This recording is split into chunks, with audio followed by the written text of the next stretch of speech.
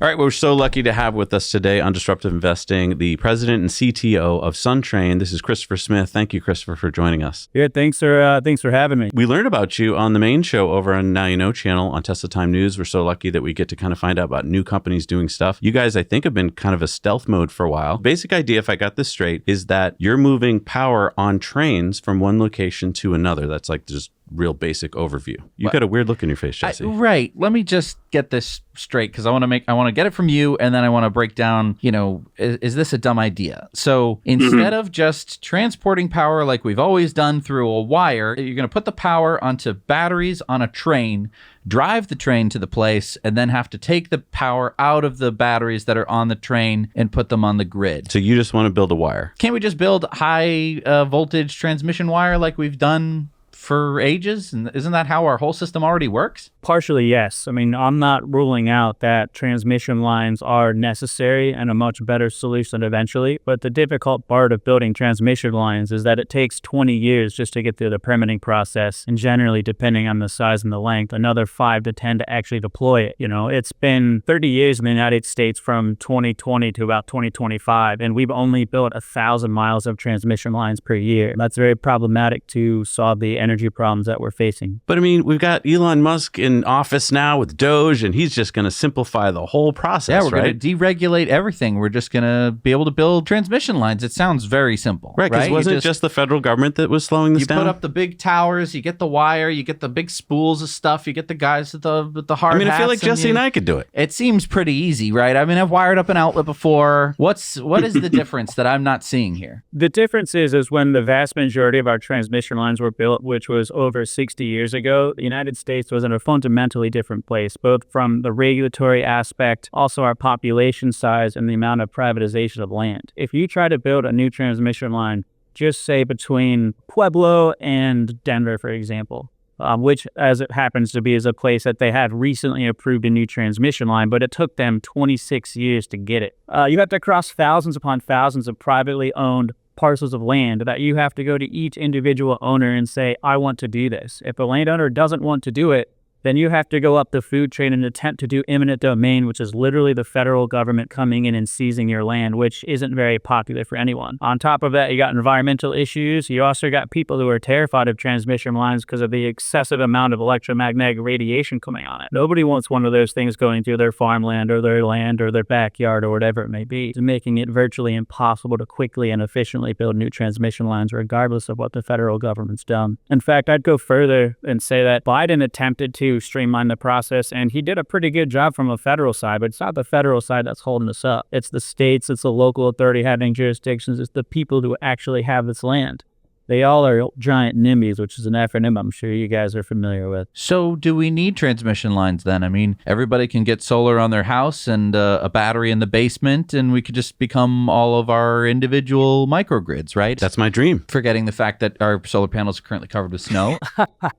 Well, I mean, I'd go a step further on this and just say it's actually my dream as well. And there's a lot of technologies that are coming out there that are very promising for residential and even small commercial microgrids. But when you look at the energy usage of all of America, commercial and small commercial and residential make up a very small sliver of the pie chart. I mean, everything else that we're doing in the United States, from industry to powering entire cities and what have you, requires a gargantuan amount of energy. And now we got AI data centers, regular data centers, we got all this new manufacturing that wants to come on board. In fact, the DOE has a backlog of 2,600 gigawatts of load that is trying to get put onto the grid that just doesn't have the capacity to build it, partially because we don't have the generation, and more largely, we don't have the transmission lines. It's actually estimated that we need 300,000 miles of transmission lines right now just to keep up with current demand. And again, we're only building about 1,000 miles a year. So in 300 years, we'll have finally kept up with the demand that we have now in 2025. Okay, so tell me about your idea again. Yeah, Christopher, where did you get this idea? The origin story of SunTrain actually comes from summering in Alaska when the sun's up 24 hours a day and the weather's pretty good, and we were going on some pretty epic hikes and things. And at one point, we came over a crest and we saw a freight train moving between Anchorage to Fairbanks. That's virtually the only line that they have there. And as I was checking out this train, I was trying to identify everything that I was seeing on it. And there was obviously coal, there was obviously biomass, there were tanker cars, which I figured were probably oil or some kind of petroleum, because there's certainly a lot of that up there. And then when I saw just regular containers going by in the train, like 20 and 40-foot shipping containers, I incorrectly identified them as batteries, because coming from the energy space as a renewable energy developer in California, when I see 20 and 40-foot shipping containers, I'm thinking batteries. And I thought, oh, that's pretty smart. Alaska's moving batteries on trains to help get their energy to places. And I'm thinking like tribes and other communities or whatever else, because we all know Alaska is massive and has terrible weather and problems like that. And I got to wondering if those were actually batteries. And I started looking into it, and they were not batteries. But then I got to thinking, why don't we put batteries on trains? The railroads already move virtually every form of energy that we already have. Coal, natural gas, oil, distillates, ethanol. Even spent nuclear waste is shipped out of a lot of facilities that are rail served in nuclear. Biomass, biofuels, I mean, the list seriously goes on and on. My simple question was, why aren't we moving electricity in its raw commodity? And I need grid-ready electricity as a raw commodity over the freight railroads. I started looking into it. I started having my guys at the IBEW work with me to figure out if this was something that was feasible, technologically possible, if there was actually economic conditions to support this, and also if there are any regulations out there.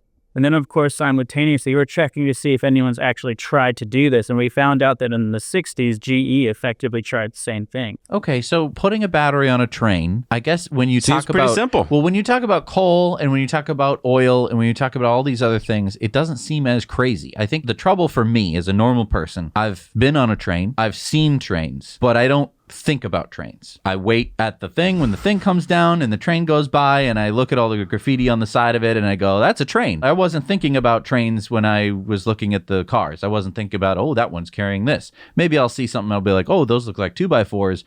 But I'm not really thinking about, oh, that's full of oil, or like that's full of coal. Mainly because I think where I live, there isn't much coal, but there are a lot of oil tankers that just go by and go by and go by. So putting batteries on trains, while it does seem like a lot, so is having a gigantic tank full of oil, being transported by train. So what is the process by which you make a battery that can sit on a train? Because like I've made a battery pack before that can power an e-bike, and I made it out of 18650 cells, and I soldered them all together, and it works. I'm assuming there's a little bit more at play with your design. Yeah, absolutely. Firstly, your opinion towards railroads is not uncommon. Most people see railroads as Rust Belt dinosaur companies that are sort of yesteryear, because for the most part, they're out of sight, out of mind. The only time you see them is at a crossing. But in reality, the railroads are the backbone of our economy. They're some of the largest companies that we have, in the entire nation. And when railroad strikes and things like that happen, it has a very quick and immediate effect. In fact, 30% of every product that you have in your house was probably at one time on a railroad being shipped to your regional distribution center. On that same note, about 20% of all trains that crisscross the nation are carrying some form of energy. So putting batteries on trains seems a little seems wild when you approach it from a distance, but when you think about all the other energy forms that you mentioned, on how much processing and infrastructure has to go in just to be able to move those commodities on the railroad, it shouldn't seem that crazy. I mean, natural gas is under a huge amount of compression, right? Those coal cars weigh 120 tons. When it comes to oil and things like that, they have to have the infrastructure so they can actually pump it in and put it over. And then all of those cars have to be uniquely designed so that in the case of a derailment, there's not catastrophic explosions, huge oil spills, and things like that, though these things still do happen. So with SunTrain, our batteries are actually going to mimic what's already running over their freight railroad network. Every diesel electric locomotive has a giant battery array that has very stringent standards on how those things can last a lifetime over the freight railroad network. Because as you probably know, they power a diesel engine, but that diesel engine converts the diesel fuel to electricity, because ultimately what drives trains is electricity at the end of the day, because that's how they get that torque and generate that kind of horsepower. So yeah, we're going to be using the same IEC standards and UL standards that are already out there that make sure these batteries are well equipped to last a lifetime, 20 years, as 20 years minimum, as we're saying, over the freight railroad network, which means they have to meet the vibrational standards, the impact standards. They have to be willing to be able to pull the sort of gravities, and they have to be able to adhere to all the existing safety standards that batteries are currently running on. Having them properly placarded, having the correct fire suppression systems on board, the monitoring systems, triple level BMS to make sure that if there is some failure, we can just still see what's going on. All of this stuff is well understood. This is basic mechanical engineering at the end of the day, and we build much more complex systems already. So moving batteries on trains, once you start thinking about it in a more granular sense and you get down to the nitty gritty of this, it's certainly not impossible. And in fact, we're already moving them. I saw when we were doing the story a few weeks ago that you were doing a test already. Can you tell us about that test and how it's going? Sure. So we built our first proof of concept rail car, which was we took a 20-foot shipping containerized battery, basically the same ones that you're familiar with, and we had it upfitted so that it would last over the railroad environment. So it wasn't just off the shelf. There was a fair amount of custom engineering we had to do because usually these things are placed on a foundation. They're sat down on a giant cement brick somewhere and then they sit still. Of course, making these things move is a bit of a different story. But actually, as it turns out, many of these batteries already have a lot of vibrational and shock built into them because of earthquakes. And also, these things actually have to travel on ships and trucks to get from A to B. And the cargo moving process of these things is not gentle. It's already built to that to some extent. We obviously needed to go a little bit further because of the vibrations and things you see on the railroad, but it wasn't a problem at all. It didn't even change the price of the battery all that significantly. So you went how far with this battery during the test? You were going from like a power station to a place that needed the power? Yeah, so we built our own off-grid generation facility in the outskirts of San Francisco where we have our own solar array, small energy storage system and things. We'd had our rail car pull up there. That's where we do the charging. We do some demonstrations, but ultimately we would send that rail car out and show ports, charging facilities that are rail integrated, even defunct coal power plants, which are all places that immediately have access to rail and have huge power imbalance issues. We would send it there and do a demonstration by powering their drayage vehicles or their port vehicles or just connecting it to whatever needed load to demonstrate that bringing energy in and large sums of energy in via the railroad network is a viable solution. So we moved that rail car about 10,000 miles now. We have plans to move it again. The demonstrations are ongoing. So how big of a battery are we talking about per rail car? And then how many rail cars per train would be possible or even needed? Well, I know my railroad friends at Union Pacific are probably watching me very closely when I say this, but we'll start with a single rail car can hold about 20 megawatt hours of electricity, which is a significant amount. And if we're moving these things in unit trains, which are typically about 100 trains or 100 rail cars or longer, similar to that of, say, coal trains, right? You can move over 2 gigawatt hours of power with the current technology that we're using today. 2 gigawatt hours is a significant amount of power. That can power entire cities, depending on their size, for a couple hours or even a day. Though the battery that we did in our test was much smaller, obviously, we didn't need a 20 megawatt hour battery to do these demonstrations that only lasted a few hours. So our battery is about 1 megawatt hour, but it's identical to any of the other batteries that we're going to be putting on there. We just decided not to spend $5 million on 20 megawatt hours and just do a smaller amount for the demonstration because we're just proving out the concept at this point. If I can imagine this, if I had a big solar farm out in the middle of nowhere and I didn't want to have to build a big high power line to someplace else, you could come in the middle of the day when I've got lots of sun and store all my power. And then as the sun's setting, you could drive off with your train and go to, I don't know, a city or an industrial place, maybe doing aluminum smelting or something, and use the power all night. That sounds pretty amazing. I guess my question, though, is, I was thinking of Jesse and I building one. I can't picture taking that much power off the train. Does each car have to have an attachment point, or are they hooked all together so you have just one attachment point, or is this top secret and you can't tell me? We have actually two solutions for that. We have one that's a side charge mount. Firstly, I should say each rail car has its own charging and discharging point. It has that because we need a significant amount of energy to be coming out of each battery simultaneously. So that's part one. Part two is we need it to be basically seamless, and it needs to be able to move huge volumes of power. So our first generation of discharge and charging method was actually developed by Scalability, who already develops a huge amount of railroad equipment. And this system slides into place when the trains are present, moves forward, hits a deflector plate, which allows the arm of effectively the robotic piece to get into good contact with the rail car. Each rail car is wired together as a single battery. Each rail car has a single discharge point. All those are amalgamated together in a common bus bar, and that energy can go right to a substation or similar grid interactive point. It's all pretty seamless. We also have a top-down charging system, which would allow us to charge our batteries direct current and actually discharge them alternating current, which makes it even more grid ready and means that we actually have effectively a rolling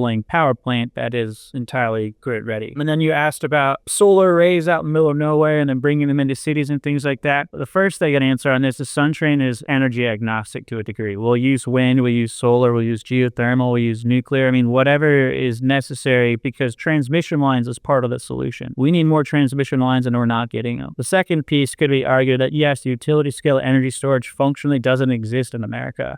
As of last year, we were just tipping the threshold of about 2 gigawatts nationally, which is a micro amount of power. And regardless of what we charge those batteries, so if we had huge energy fluctuations virtually everywhere west of the Mississippi, and it's even starting to creep into the PJM market as well.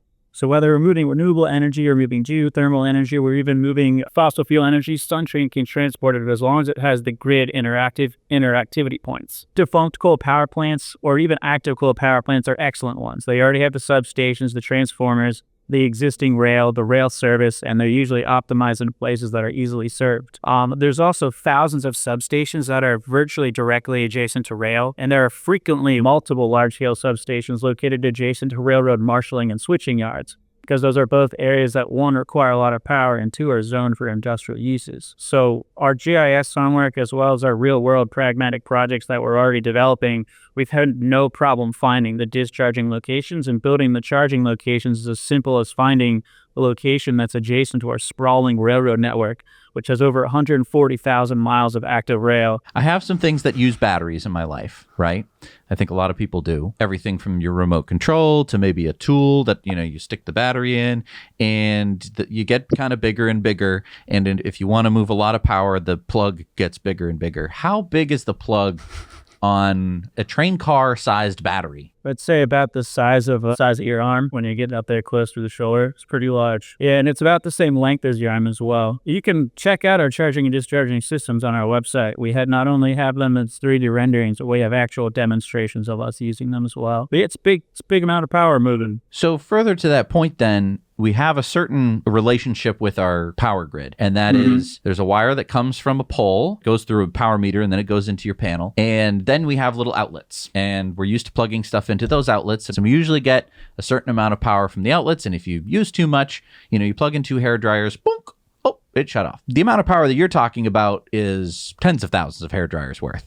Like, you get into the millions there probably, but yeah, it's an insane amount of energy. And I think that for a lot of people, we're so used to a regular power outlet that we think interacting with the grid is easy. Well, it's only easy because we built an entire infrastructure around you being able to plug in a hairdryer in almost any room in your house, and it actually works. But it's actually not that easy once you get into needing an arm-sized plug to plug into a train car-sized battery. And so you keep talking about all of these grid interaction points and substations and stuff like that. Can you talk a little bit about what it actually takes to hook up a power plant, a battery, a solar field to the grid? Well, that ultimately depends on where you are. For example, in California and many other states, we have a deregulated grid and an open ISO, which is known as California Independent Service Operators. To become an independent power producer, there's a very strict and stringent set of rules you have to follow and ways you have to build your power, but virtually anyone can do it. But basically, you have to find a location where there's access to transmission lines or adjacent substations. Those are effectively the 2 major places you can get to the grid. If it's transmission line that has the appropriate capacity, which you figure out by doing a pretty lengthy transmission study and capacity study, then you can T-tap that transmission line and develop your own substation that will serve your facility, whether it's generating for that matter, or if it's actually an industrial process where you're making aluminum smelting or something like that. Additionally,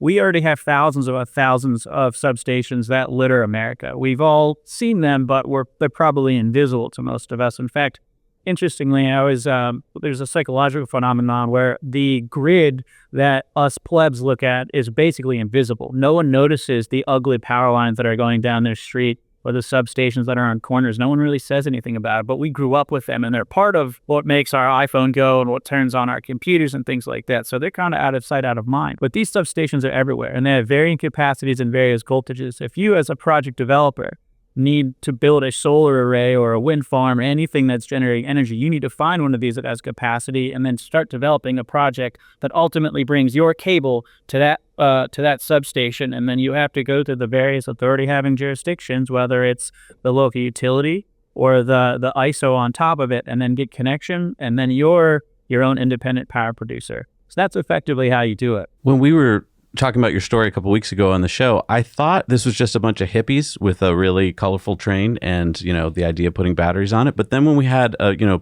pre-interview with you, I was like, oh, wow, Christopher really knows his stuff. How do you really know your stuff? I've been working with the International Brotherhood of Electrical Workers for the past 12 years. And in my time working with them, I've worn a lot of hats. My overall role has been project development of projects in the commercial, industrial, and utility scale basis. My team and I have developed somewhere between $1.5 and $2 billion worth of projects in California, Nevada, Colorado, and Pennsylvania. This is everything from wastewater treatment plants to substation add-ons to utility scale solar arrays, energy storage systems, electric vehicle charging, I mean, you name it, industrial facilities for warehouses, small commercial for offices, everything and everything in between. A lot of these projects weren't moving forward because the grid didn't have enough generation and because the grid didn't have enough transmission. Those two things are intrinsically linked.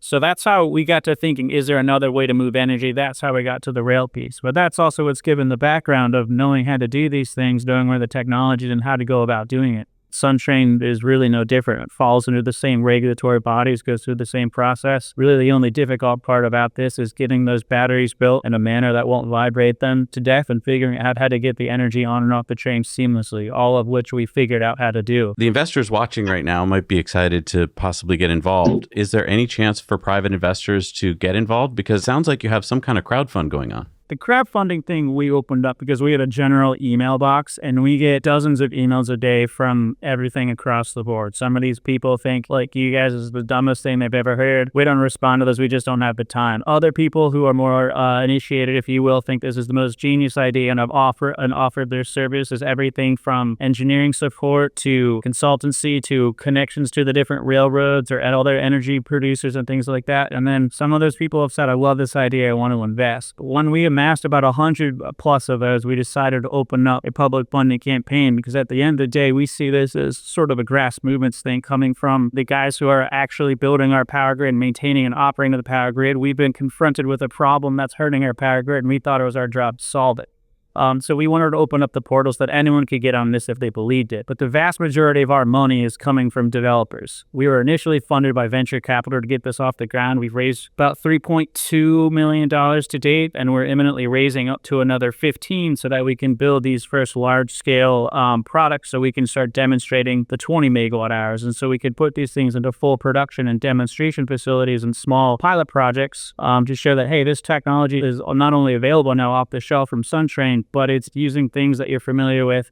Technology seamless coming from companies that you already know, and it already fits into the modern day infrastructure with what we already have. But yeah, all are welcome to join. It's republic.com/SunTrain. We'll put the link down below for them. So as an investor, if I'm thinking about investing, I'm thinking about the next, say, 5 or 10 years for your company. And can you give me an idea of how big you think you guys are going to grow? Are you going to become like equivalent to a grid, or are you a temporary solution? What's it look like in the next 5 to 10 years for SunTrain? We like to look at the next major hurdle because that's what you have to hit just to keep things moving in that direction. So the next probably 2 to 4 years, we're going to be building out the manufacturing arm and as well as putting out the first couple dozen to maybe 50 of our first generation 1 railcar. And then we'll also have the charging and discharging systems out and deployed as well so that this can be seen on a much greater level. Because right now our proof of concept system with a much smaller battery and a single rail car and a big story to tell. That's how you get here. The next step is you raise the money and you show that this thing is imminently on the cusp of commercialization. So that's our focus for the next few years. So then SunTrain, once we get up to full speed, then we start running unit trains of these. Partially, we do that from the independent power producer with your local ISO. And other ways we do this well with utilities. For example, Excel Energy is already working with SunTrain to develop a project that would be in the neighborhood of about $150 million running as a pilot, where we would run 2 rail cars between 2 coal power plants. One's defunct, the other is soon to be shut down. And that's how we're getting around transmission imbalances just under a utility. That's probably the 5 to 10 years afterwards, at which point SunTrain then already has a number of projects we would continue developing, but then we'd also be able to work on other solutions. Potentially, we then work with the railroads to start having them use their right-of-way to build transmission lines that would help support a bi-directional grid of the future, right? If nothing else, we have a huge amount of energy storage systems that are going to add to the deficiency that we have in our energy storage systems from the duct curve that's well understood. So SunTrain will have a small arm that will be an active running independent power producer, but will also be a development company because at the end of the day, whoever the project sponsor is, it's up to them. That may be a utility, that may be a private energy developer. We may be able to go to existing wind farms, solar farms, or other generators that are adjacent or already already rail served and be able to offer them bringing their energy to market in a different place and at a different time, entirely changing their returns on the energy that they're currently producing. So the future is bright for SunTrain, whether we're a temporary solution or a permanent solution is no difference to us because we're not getting out of this transmission line and this energy storage hole that we're in for a long time. It really does seem like a no-brainer once you understand that batteries are going to play a big role in our grid, because if I was going to invest a lot of money in stationary batteries, then I am dedicated to that spot. And if something 5-10 years down the road changes in my model where, I don't know, people move or a business moves, then my batteries are stuck there. But if I've got them on your trains, then they could sit there for a while, right? But they could also move. And it just seems like it gives kind of this extra benefit to stationary storage. Is that something that could also be used? Yeah, absolutely. In fact, we point to that a lot. People say, well, what happens when these areas do get transmission lines or do get the generation? Well, our batteries can move. They're on a giant train that's designed to roll. We immediately can redeploy these batteries to places where the transmission infrastructure and the generation hasn't caught up yet. And eventually, SunTrain can become a part of an actually resilient grid. We have power outages all the time. People are worried about infrastructure attacks. There was an era where people were shooting at substations and things like that. I mean, then our batteries can also be something that helps during cold snaps, during heat waves like we've seen in Texas and California. Other anomalies when our grid goes down due to lightning strikes or other damage, even software attacks, right? These also works as a backup. So there's a number of ways these can be deployed, and it's not permanent infrastructure because it's able to be moved. Now, when most people think about electricity, they think about the kilowatt hour price, and we don't really think about, I don't at least, about the big high power lines that had to be built to get it to me. So when you build a train, or maybe you get to use existing rail and just put some batteries on a train, what is your equivalent per kilowatt hour price? Is it going to be roughly the same as if I was using high powered lines when it's all said and done, like once it's all invested in and up and running? Yeah, it's extremely competitive. I can say that, but the price is kind of across the board depending on whether we're just doing the transmission, or the transmission as we like to call it, which is effectively the wheeling price, which is about 40 to 50% of your energy costs. Even on both of your utility bills, if you looked at a breakdown of what your costs are, transmission is 40 to 50% of the energy that's actually delivered into your home. So SunTrain is capturing part of that because we're actually the ones doing the transmission, or however you like to phrase it. If we're also the vertically integrated producer, meaning we have our own railroad, integrated solar array, geothermal system, nuclear power plant that's small and modular, whatever it may be, we're bringing the energy to market and we're offloading it. And so there's a different cost attached to that because we have to physically own and operate the actual generator. We're working under a utility, it's actually free because we're doing it as an agent of the utility, meaning we help them develop the technology and the solution. We bring our IBW contractors in, our IBW members in, our NICA contractors as well. We build that thing and then we operate it under the utility as an agent, just like our guys are already doing now. So it really makes no difference how we're doing it, but the cost is incredibly competitive. Even at our most expensive things, we're generally under $100 a megawatt hour. Depending on where we're selling this, who we're selling it to, and what the application is, the energy is generally being sold for significantly more, especially during the duck curve. And if we're selling it to industrial users, for example, like our ports in the United States, that energy is significantly higher because they're having energy imbalances that they can't solve. Many of them are paying daily penalties to Air Resources Board for non-compliance. Meanwhile, the utilities are telling them, hey, there's nothing we can do. One way I like to step back and point this out to people is we are all very familiar with coal. We have a fundamental understanding or a conceptual level of understanding of how it works. But I'd like to point out how actually complex that is. We have to find a coal mine out in the middle of nowhere, build usually dozens upon dozens of new railroad track to that mine. Then we have to dig deep into the ground, pull the coal out of the ground, pulverize it, refine it, put it into a freight train, move it across the country, and then burn it, turn it into steam, and then put it onto the grid. We are significantly simpler than that. We are using largely automated systems to get the energy on and off the train. We're using all the existing railroad infrastructure, and we don't have to change the form of our energy. If you can picture that and how many thousands of less people we have to run that operation, it should be quite obvious that our energy is not only immediately competitive, but when we hit economies of scale, it should be some of the cheapest energy that we can deploy. One of the things we report on a lot on the show are that coal plants are going out of business and disappearing, but the infrastructure, like you just mentioned, the train cars that were supplying them and the rail that's there and the substations, it all remains. Are the railroad companies happy to see you? I would say yes. The railroads are happy to see us because we are offering them effectively a one-to-one solution of their existing energy trains, coal included. During the heyday of coal in America, which wasn't all that long ago, there were 1,800 active coal power plants and there were over 9,000 coal mines. All of that infrastructure still exists, and it also represented thousands of trains moving across America during the days, weeks, and months that actually served those facilities. So the railroads are happy to see us because we're offering them a solution that already fits within their existing mantra. These are similar train length, similar weights. We're using bog standard railroad equipment, and we're getting back to an era where we were moving large volumes of energy from A to B, from facilities that are well known, well established with regularly scheduled times and places where they need to be. So not only do we fit into what they're doing, we're not asking them to really innovate at all.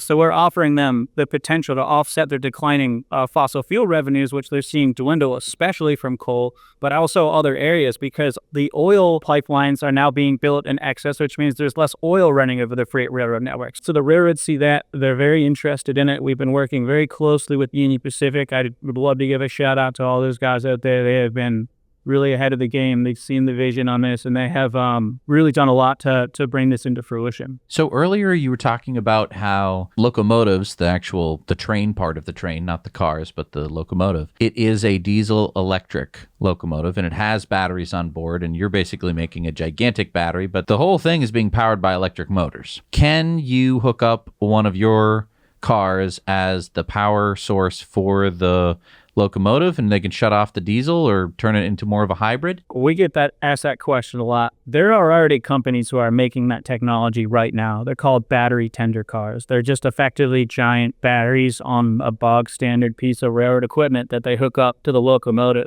And then that is their range extending battery pack, if you will, or their primary source.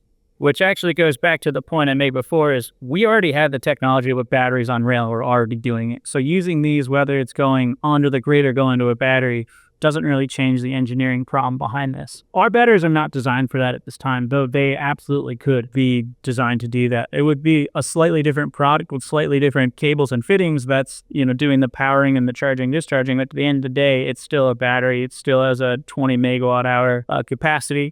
So it could be done, but that's just not our focus right now. For everyone who's like, oh, then it would be different. You're not making a consumer product, right? I mean, like normally when we're talking about like, oh, is the Cybertruck going to be able to do this or do that? It's like, well, all those considerations are going to be multiplied by millions of Cybertrucks, and so making small changes usually takes a lot of effort, whereas you're going to be making, in the near future 50, and in the further future probably thousands of these cars. And so making those sorts of changes isn't going to be as intense engineering feat as it is when you're mass producing a consumer product. I often tell people that SunTrain is a deep economy play, specifically because we're not selling to consumers. You can't get SunTrain energy at your house or at your business or things like that, because we're selling our energy to utilities, to open ISOs, to giant heavy industrial companies. This is all entirely likely within Fortune 500 companies. I mean, that is what we're doing. We're powering the backbone of the American generation requirements, not only for today and the problems that we have now, but potentially in the future as our current energy demand only continues to grow. So if we need to start powering these trains entirely with electricity, and SunTrain can have a part in that, and that helps us get to market, then we'll absolutely do it. But I would also point out that, again, there's quite a few companies already building those. It's up to the Class 1 railroads to decide if they want to integrate other forms of power to move their locomotives. Right now, the entire freight railroad network throughout all of North America runs on diesel. Getting that to run on electricity just fundamentally isn't possible right now in the United States. We simply don't have the electrical generation or the infrastructure at a grid level. And then all of the railroads would have to change their infrastructure to be able to accommodate those kinds of things. It would change everything from how quickly you can refuel to the range on their locomotives. And they're just not ready to take that bite yet. There's one consumer product I don't think you've considered, Christopher, which is I want a Transmission t-shirt. I don't know if you trademarked it yet, but that's, I think, would be very popular. We have that. In fact, we're starting to come to the point where people are wondering why we don't have social media, why we're not selling stuff like that. And I always point back to the deep economy play here. But getting things done in America is as much about having the technical solution as well as winning the hearts and minds of the people. We actually are going to be having some products similar to that are coming out, and we have trademarked transmission. So that is something that we could definitely bring to fruition. So I think within recent memory is Palestine, Ohio, where there was a train that became derailed. It wasn't even full of any energy products. It was full of, like, I think plastic or plastic precursor material. And it burned and it caused this huge environmental disaster. What happens when a SunTrain becomes derailed? Is there going to be a big news story about it? Am I going to have to cover it on Tesla Time News? I'm sure that it will get news regardless, because I'm sure everybody wants to see what will happen when a battery train comes off the rails. Whether it explodes or not is just going to be a difference in level of clicks generated. But this is a great question, because our chemistry is what makes this possible. We use iron phosphate, which does not have the volatile components of nickel, manganese, cobalt, and other things that you see in your traditional lithium-ion, lithium polymer batteries. This is using about 90% of this battery by weight is iron and phosphate, which are the number 6 and 16 most abundant materials on the planet. And neither of them are flammable, explosive, or any of the things. In fact, we have a safety data sheet that shows that we're non-toxic, non-flammable, non-explosive, non-corrosive, non-environmentally hazardous. Everything you want to see in a safety data sheet. So that's great news, because that means if we have a catastrophic train wreck, you're not going to get a fire that you can't put out for 4 or 5 days. You're not going to have some weird liquid leaking into your waterways or things like that. You're going to have twisted metal of rail cars, 40-foot shipping containers, and iron and phosphate battery cells. So that's what you're getting. And that's a big point, because we have to think about things like that, because what happened to West Palestine was devastating. LFP batteries are becoming common in EVs too. I mean, they're not as common because the energy density isn't quite the same, but a lot of those kind of engineering downsides in a car don't really translate over to the train, meaning that it's a better use case for the train, because they're heavier. Okay, well, it's a train car. It's made for carrying heavy things. Oh, it's less efficient because now the car is heavier, but now it's running on rails, so your rolling resistance isn't impacted. But actually, I mean, you can charge it up to 100 more. It doesn't care. Like a nickel battery kind of cares about those things. You can go down to 0. And so, like, all the downsides that normally with an EV, you'd go like, oh, maybe I don't want an EV with an LFP. Putting it in the train car seems to not have any downsides except for maybe energy density. But again, you just put in another train car. It's not like we're so precious about how many train cars are being pulled by a giant train. That's exactly right. So firstly, I touch on, these batteries are safe. And the biggest thing I'd put on is that they're durable. These things can take a beating. They can do 5,000 cycles before they start seeing any real degradation, and they can discharge and charge in all sorts of different temperatures. And because of how durable they are and heavier they are, they make them ideal for the railroad network, because they're going to go through all kinds of different temperature fluctuations. They're going to be required to last a lifetime of 20 years, discharging every other day, which, if you do that to a SunTrain, means that our batteries effectively will have 27 years on the rails, discharging every other day before they actually hit their end of their useful lifespan. Given their safety, given their durability, given the fact that they're heavy, are all non-issues for the railroad, and all things that make this business model effectively really compatible with the railroad network. We're moving these trains at 30 or 40 miles an hour. Again, you pointed out they're on steel rails. Diesel-electric locomotives get about 500 miles per gallon per freight ton, which is incredible. And once we eventually transition these things to electricity, we'll effectively be moving them for nothing, because of the energy will be generated in a renewable or effectively an incredibly cheap means. Economies of scale kick in, because all of these nations that need these things are starting to build them. The price of this only comes down, making our battery cars only that much more cheaper and that much more available. Christopher, thank you so much for talking to us today. This is really exciting. If people want to learn more, or if maybe they want to invest, where should they go? SunTrain.co is our main website. We also have a YouTube channel, which is just at SunTrain. We've got some of our background in terms of education. We've got some renderings of our technologies and actual demonstration of the technology. Our website has more information, and then our open campaign, republic.com/SunTrain. Stay tuned. We might be putting out some merch. When is that running till, a crowdfund? I believe that it's probably out for another 45 days or so. And then if it crosses a minimum threshold, I think, which was about 50 grand, then I think the timer is removed, and then it's open for a longer period or something along those lines. But as far as I know, it's still open, and this should be at least a month still to go. Okay, so if you're interested, get right on it and go check it out. Thank you so much, Christopher. Maybe we can check back with you in a year or so, see how things are going, see if you're transporting more and more on the rail. I'll work on getting railroad to our house. Perfect. That way you can just pull one right in. and leave it there. That sounds great. All right. You guys have a good one. Thanks for having me. Thank you.